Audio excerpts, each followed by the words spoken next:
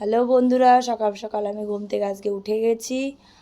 আর এই দেখো বিছানাপত্র আমি সব গুছিয়ে নিয়েছি, ঘর দোর ঝাড় দিয়ে নিয়েছি। আর আজকে বাসন টাসন মাজা হয়ে গেছে, গ্যাস ট্যাস পোছা ছিল কালকে রাত্রিবেলায়। আর আজকেও তো তোমরা জানো শিবরাত্রির দিন, মানে কালকে রাত গেছে আজকে দিন। আমি সকালে এই জায়গাটাও ঝাড় দিয়ে নিয়েছি। আর গাছে টাছে জল দিলাম, যে গাছে টাছে জল দিয়েছি আমি, জল টল দিয়ে এখন আমি মায়ের বাড়ির দিকে যাব।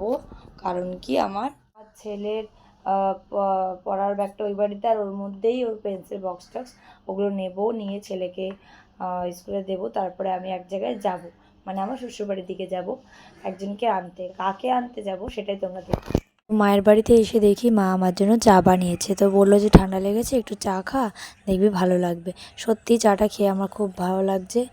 আর এদিকে চাটা খেয়ে আমি বাড়িতে গেলাম। বাড়িতে গিয়ে রেডি ফেডি হয়ে টুকিটাকি কাজ করে বেরিয়ে এলাম গাড়ির সামনে। আর এদিকে আমার ছেলেকে ফুলাতা জামা পড়েছে, যেহেতু ওর ঠান্ডা লেগেছে, গাড়িতে গেলে আরও হাওয়া লাগবে, তাই দেখতেই পাচ্ছ কেমন কুরকুর কুরকুর করে হাঁটছিল, খুব দৌড়ায় এখন রাস্তায় ছাড়লে। আর এখন আমি চলে এসেছি আমার শ্বশুরবাড়ির দিকে।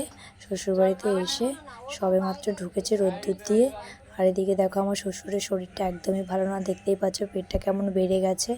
এই দেখো ঘর দৌড়ের অবস্থা। আমার শাশুড়ি একা মানুষ এখন আর পেরে ওঠে না, তাই টুকিটাকি আমি কাজ করে দিলাম, ঘর দৌড় গুছিয়ে ঘরটার মুছে। তো এখন আমি বিছানাপত্র ঝাড়বো, ঝেড়ে টেড়ে তারপরে আমি কাজে হাত দেবো। তো আমার শাশুড়ি তো এখন একা থাকে, পারে না, ওনারও বয়স হয়েছে। আমি এখন ওখানে থাকি না, গিয়ে কিছু করতে পারি না, তেমন যাওয়াও হয় না। আর আমার শাশুড়ি এই ফ্রিজটা নতুন কিনেছে, তাই তোমাদেরকে একটু দেখালাম। আর এখানে সবাই খেতে বসেছিল, আমাকেও খেতে বলেছে, আমি খাইনি। তারপরে আমি এক জায়গায় যাচ্ছিলাম, মানে আমাদের ওইখানটাতে হরি মন্দিরে এখন, মানে হরি মন্দিরে কীর্তন হচ্ছে, তাই আমি ওখানটাতে গেলাম। গিয়ে দেখো এখানটাতে কেমন ঝান্ডা ফান্ডা টানিয়েছে, প্যান্ডেল হয়েছে, ছোট কিছু সামগ্রী দিয়ে, মানে ঠাকুরের সামগ্রী নিয়ে মেলা বসেছে। আর এখন তো মতুয়ার মানে দল টল বেরায়, ওই জন্য সেই হিসেবে আমাদের হরি মন্দিরে শিবরাত্রির দিনকে শুরু হয় কীর্তনটা। তো সেখানটাতেই এসছি আমরা একটুখানি নমস্কার করব। দেখো কি সুন্দর করে সাজিয়েছে মন্দিরটাতে। এটা প্রমোদগড়ের দিকে আমার শ্বশুরবাড়ি, নিউ টাউনের ওই দিকটা। তো এই দেখো মন্দিরের ভিতরটাও এত সুন্দর করে সাজিয়েছে, মানে কি বলবো, প্রত্যেক বছর দেখা হয় না আমার এই মন্দিরের কীর্তন, মানে 2-1 বছর আমি দেখেছি। আর এই বছরটা একটুখানি দেখতে এলাম, তাও ডাঙ্কাটা এখন বাজানো আমার কপালে জুটলো না। না হলে আমি ডাঙ্কা বাজাতে খুব ভালোবাসি, আমি ডাঙ্কা বাজাতেও পারি এবং কাশ বাজাতেও পারি।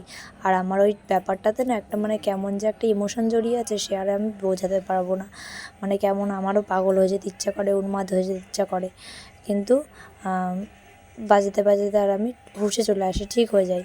এবারে আমি চলে আসলাম আমার ছোটো ননদের বাড়ি। এটা আমার ছোটো ননদের বাড়িতে নিউ টাউনের দিকটা, শুরুর দিকেই এই বাড়িটা আর কি পড়ে, ছোটো ননদের বাড়ি।